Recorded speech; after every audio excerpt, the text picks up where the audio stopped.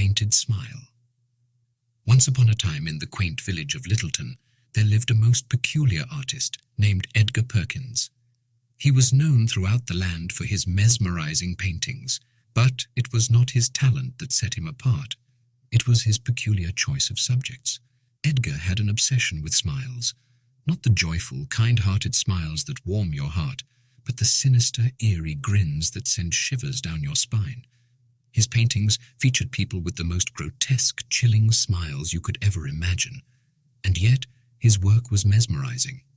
One day, a curious art collector named Mr. Horace Grimwood arrived in Littleton, having heard of Edgar's unique talent. He had a fondness for the bizarre and had a mansion filled with the strangest curiosities. Mr. Grimwood purchased one of Edgar's most unnerving pieces, The Grinning Gentleman, and requested a private tour of the artist's gallery. Edgar, pleased to have a new patron, agreed.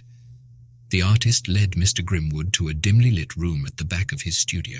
The walls were adorned with an array of sinister smiles, each one more unsettling than the last. Some had twisted lips, others had sharp, pointed teeth, and a few even had eyes that seemed to follow you. Mr. Grimwood was fascinated but intrigued by the macabre. He inquired, "Mr. Perkins, what is the secret to your uncanny talent for capturing these dreadful smiles? Do you use models?" Edgar smiled a wicked smile of his own. "Ah, Mr. Grimwood, there is a secret indeed. Each of these smiles is inspired by a true story of malevolence. You see, I've encountered people whose smiles hid the darkest intentions.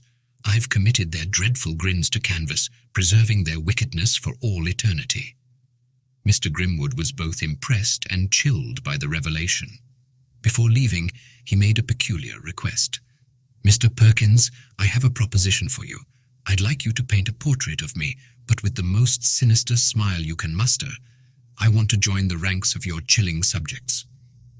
Edgar was intrigued by the request and agreed to paint Mr. Grimwood's portrait, despite the unsettling nature of the task. The artist worked tirelessly, creating the most malevolent smile he had ever painted. It was a visage that seemed to hold the secrets of the darkest corners of the human soul. When he unveiled the portrait, Mr. Grimwood was both delighted and horrified. He paid Edgar handsomely and took the painting to his mansion.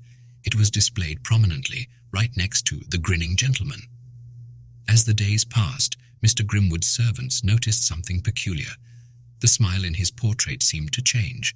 It began as a wicked, mocking grin, but it slowly morphed into a sinister, malevolent expression. Terrified, Mr. Grimwood demanded that the painting be removed, but it was too late. The dreadful smile had already seeped into his soul.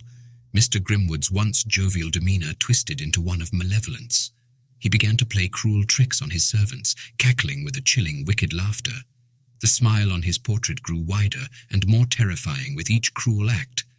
The villagers, hearing of Mr. Grimwood's transformation, knew there was only one man who could help. They rushed to Edgar Perkins's studio, begging him to paint another portrait to counter the curse of the first.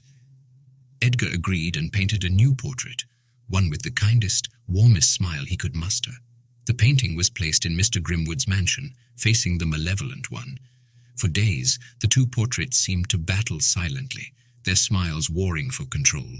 Finally, the malevolent smile in the first portrait was overtaken by the warm, kind smile of the second. Mr. Grimwood returned to his former self, but he was forever changed by the experience. He kept both portraits but never dared to request such a sinister smile again.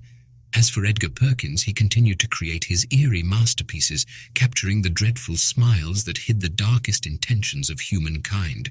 And so, in the village of Littleton, the legend of the sinister artist and the cursed portrait lived on, a tale to send shivers down the spines of all who heard it. The end.